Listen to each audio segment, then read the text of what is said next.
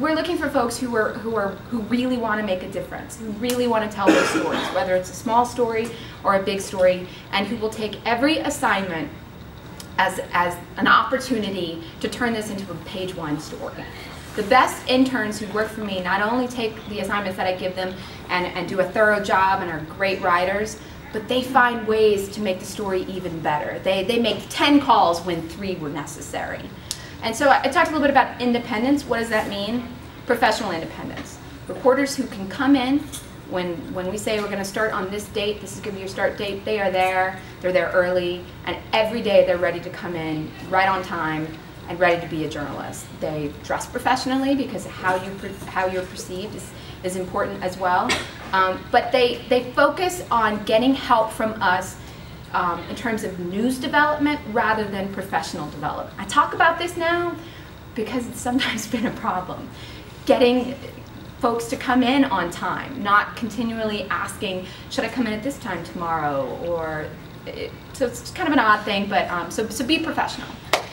When you're applying for internships, some suggestions I can give you. How many feel really awesome about your cover letters? How many of you have a cover letter you've already written?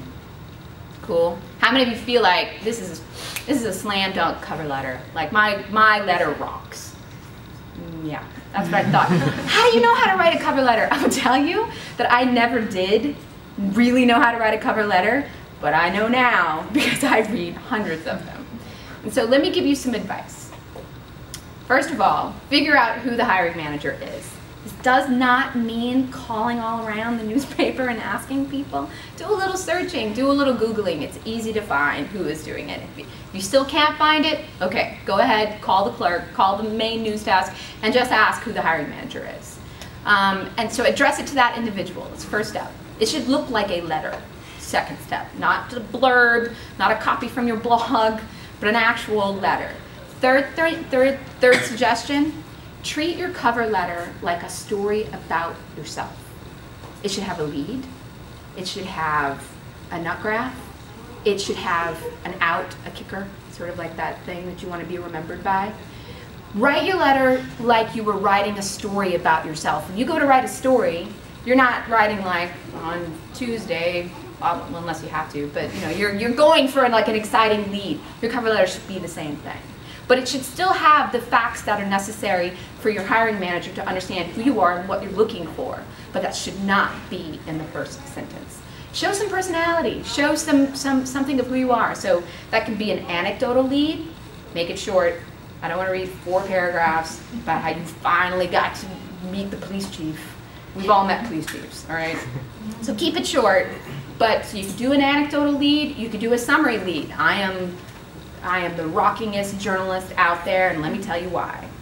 It may not be the best way to start, but so you could do a summary lead, but just think of your cover letter as a story about yourself, and then go from there. 3 to 6 clips. These are some basic information, basic things, and those clips should show your variety of experience, or tailored to the kind of job that you're applying for. If you're applying for an opening as the first, overnight police reporter at the such and such newspaper, send your closest to crime or your breaking news clips. If you're applying for a general assignment kind of job, then you want a variety of clips. I also recommend highly that you send these by email and as PDFs. Why do I not want a link to your blog? You can add a link to your blog in your cover letter or in your whatever, but I've gone many times now, because it seems to be the thing that people do now, is just, no, you can see my writing on my blog. I go to your blog, and then I found all about like your pet Snoopy and how awesome he is, because you have these pictures of him. The blogs tend to be a bit personal, so unless you have a blog that is really work-focused, then I would not recommend that be the way that you present yourself. You can add it, but be confident that it looks pretty professional. On that note too, if you are going to send links to your work, instead of sending PDFs, make sure the links work. Do not send me to a paywall newspaper, which has also happened. But I really would recommend PDFs. The reason PDFs is if I have to go to individual websites that you have worked for and download them and then print them, because I've got to make 4 copies to show to my other editors, it's just kind of a pain in the butt. So Send PDFs, and feel free to send a link to your blog as well as that.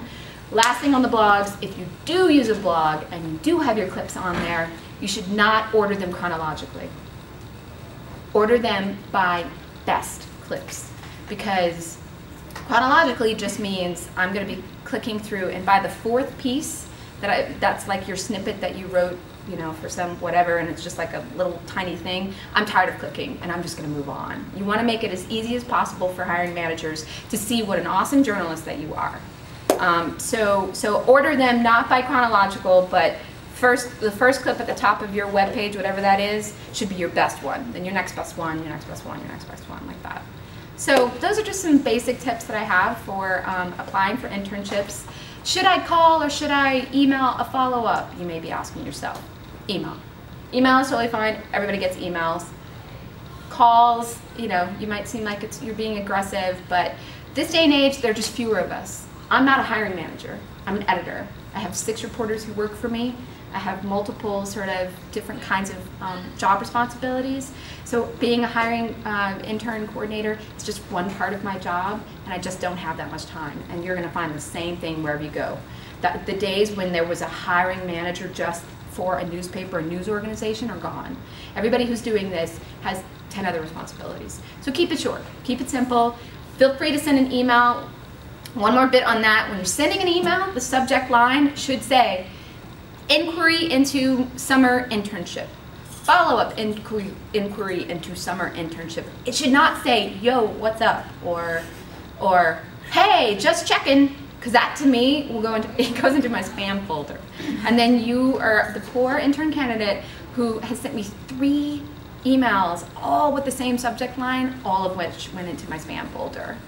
And then I email you back and I tell you that sorry I didn't get your emails because they kept going to my spam folder, and then you email me again with the same subject line, and then you and I are not talking anymore. You know, so consider that, make your subject line, even your subject line should be pointed and have the word internship and inquiry into it, or you know, something of a question or something like that. Okay, so those are some really basic things that I've learned over the last few years in terms of trying to get your stuff noticed. So if you haven't already, work for your campus newspaper. If you don't have one, start one. If you don't have the money or the funds or anything like that, do it online. If you can't do any of that, freelance. Because we are looking for people. The bigger the news organization, the more experience they're looking for. So we really don't look at anybody who hasn't done at least one internship before. It's just the nature of it. But there are tons of places that will take you if you've never done an internship before. Show them some good clips from your classes that show your reporting and writing style, and that might lead you to a job. Offer to freelance for some of those smaller news organizations in your hometowns. Offer to freelance for them. Pitch them stories that you're willing to cover a night meeting during your summer vacation, something like that. But internships, I would say the cover letter is the very first thing I read. If that person sounds interesting, then I look at their resume. And I'm always looking for someone who's done at least one other internship before. Newspaper, quote-unquote, internship may not be necessary because this day and age we understand that people are doing all kinds of different things. It's helpful to have some daily experience, whether at your student newspaper or another internship. It's not required. We do sometimes take people who've just done a ton of freelancing for different news organizations. That's kind of my general spiel about internships. Thanks for having me, and look forward to talking to you.